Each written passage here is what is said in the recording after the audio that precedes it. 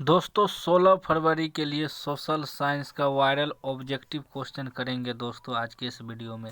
दोस्तों इससे 100% आपको बहुत लड़ेगा, तो एक एक ऑब्जेक्टिव आपको रट लेना है। दोस्तों पहला सवाल रहा आपका कि हिंद चीन में बसने वाले फ्रांसीसी कहे जाते थे, तो इसका करेक्ट आंसर दोस्तों सी हो जाएगा कॉलोन। ठीक, चलिए अगला सवाल देख लेते हैं। अगला सवाल रहा आपका दोस्तों 2 नंबर का कि रॉलेट एक्ट कब पारित हुआ, तो इसका करेक्ट आंसर ए हो जाएगा दोस्तों 1911। यहाँ 11 होना चाहिए दोस्तों, ठीक ना। ठीक, चलिए आगे देख लेते हैं दोस्तों। आगे आपका सवाल रहा 3 नंबर का। 3 नंबर का सवाल रहा जलियांवाला बाग हत्याकांड के विरोध में किसने अपने नाइट की उपाधि त्याग दी, तो इसका करेक्ट आंसर दोस्तों सी हो जाएगा रविन्द्रनाथ टैगोर। ठीक, चलिए आगे देख लीजिए। आगे आपका 4 नंबर का सवाल रहा कि जर्मनी के एकीकरण में किसकी भूमिका महत्वपूर्ण थी, तो इसका करेक्ट आंसर बी हो जाएगा बिस्मार्क। चलिए आगे देख लेते हैं दोस्तों। आगे आपका 5 नंबर का सवाल रहा कि आर्य समाज की स्थापना किसने की, तो इसका करेक्ट आंसर सी हो जाएगा स्वामी दयानंद सरस्वती। चलिए आगे देख लेते हैं। वीवीआई ऑब्जेक्टिव है दोस्तों, इससे बहुत लड़ेगा। 6 नंबर का पूर्ण स्वराज की मांग का प्रस्ताव कांग्रेस के किस वार्षिक अधिवेशन में पारित हुआ, तो इसका करेक्ट आंसर ये हो जाएगा 1929 लाहौर।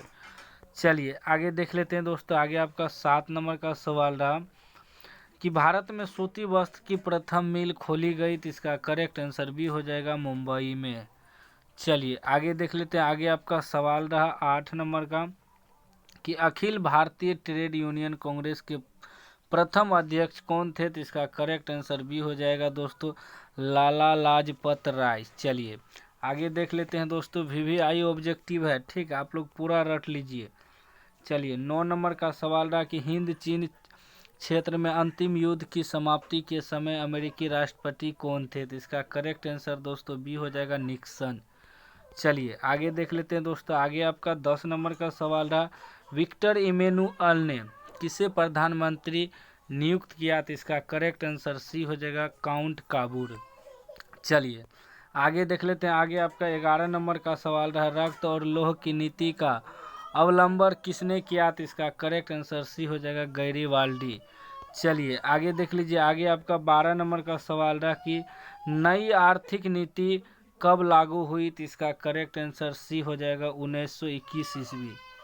चलिए आगे देख लेते हैं दोस्तों। आगे आपका सवाल रहा 13 नंबर का कि इंडियन स्टेट यूरी कमीशन का अन्य नाम क्या है, तो इसका करेक्ट आंसर दोस्तों बी हो जाएगा साइमन कमीशन।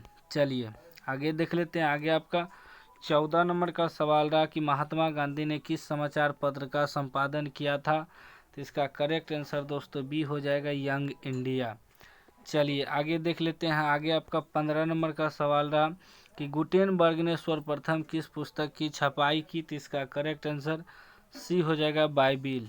चलिए आगे देख लीजिए दोस्तों। 16 नंबर का अशोक का अभिलेख किस लिपि में है, तो इसका करेक्ट आंसर ये हो जाएगा ब्राह्मी। चलिए आगे देख लीजिए। आगे आपका 17 नंबर का सवाल रहा कि बंगाल विभाजन कब वापस लिया गया था, तो इसका करेक्ट आंसर ये हो जाएगा 1905। चलिए 18 नंबर का देख लीजिए दोस्तों। 18 नंबर का सवाल रहा रूस में कब दास्तव समाप्त किया गया, तो इसका करेक्ट आंसर ये हो जाएगा 1861। चलिए आगे देख लीजिए, इससे बहुत लड़ेगा दोस्तों। 19 नंबर का किस सम्मेलन में 1 मई को मजदूर दिवस मनाने का निर्णय लिया गया, तो इसका करेक्ट आंसर बी हो जाएगा द्वितीय अंतर्राष्ट्रीय सम्मेलन। चलिए आगे देख लेते हैं। आगे आपका 20 नंबर का है हो ची मिन्ह की सरकार थी, तो इसका करेक्ट आंसर दोस्तों बी हो जाएगा उत्तरी वियतनाम में। चलिए आगे देख लेते हैं। आगे आपका 21 नंबर का सवाल रहा कि वार एंड फिश किसने लिखी, तो इसका करेक्ट आंसर बी हो जाएगा टॉल्स्टॉय। इससे बहुत ऑब्जेक्टिव आपको लड़ेगा। चलिए 22 नंबर का सवाल रहा सोवियत संघ का विघटन हुआ था, तो इसका करेक्ट आंसर ये हो जाएगा 1991। चलिए आगे देख लेते हैं दोस्तों। आगे आपका 23 नंबर का सवाल रहा पटना को अजीमाबाद नाम किसने दिया, तो इसका करेक्ट आंसर बी हो जाएगा आजिम उस शान। चलिए आगे देख लेते हैं। आगे आपका 24 नंबर का सवाल रहा पाटलिपुत्र नगर की स्थापना किसने की, तो इसका करेक्ट आंसर डी हो जाएगा, इनमें से कोई नहीं।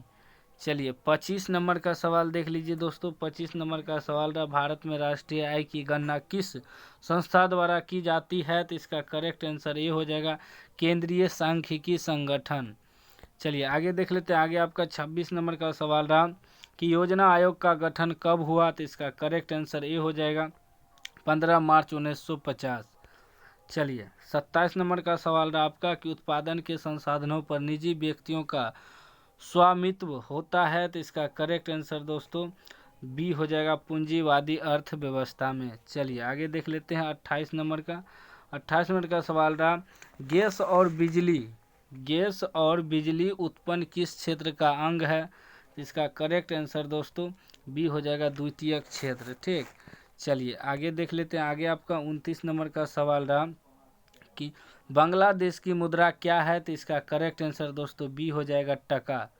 चलिए 30 नंबर का सवाल रहा कि यूनुस का संबंध किस देश से है? तो इसका करेक्ट आंसर सी हो जाएगा, बांग्लादेश। चलिए 31 नंबर का सवाल रहा आपका, प्राथमिक कृषि साख समिति कृषकों को किस प्रकार का ऋण प्रदान करती है? तो इसका करेक्ट आंसर ए हो जाएगा, आपातकालीन। ठीक,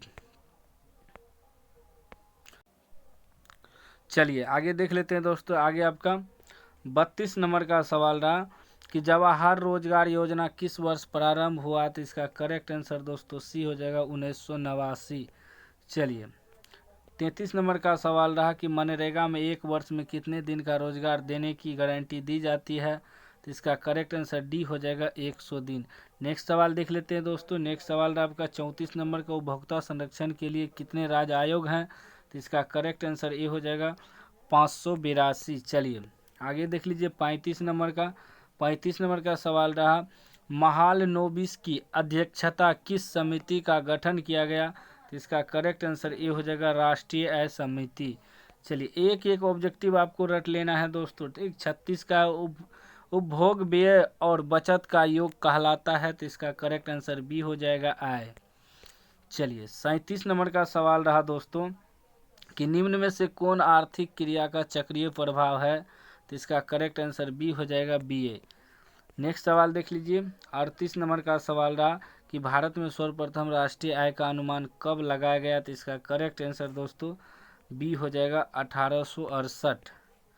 चलिए 39 नंबर का सवाल रहा आपका कि निम्न में से कौन सहकारिता का मूलभूत तत्व नहीं है?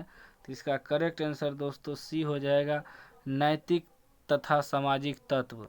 चलिए दोस्तों 40 नंबर का सवाल देख लीजिए। 40 का है कि इनमें से कौन गैर आर्थिक संरचना है? तो इसका करेक्ट आंसर सी हो जाएगा, स्वस्थ। दोस्तों 40 में 40 आपको ठोक के लाना है। ठीक, क्योंकि यही आप लोगों को एग्जाम में रहेगा और लड़ेगा। ठीक।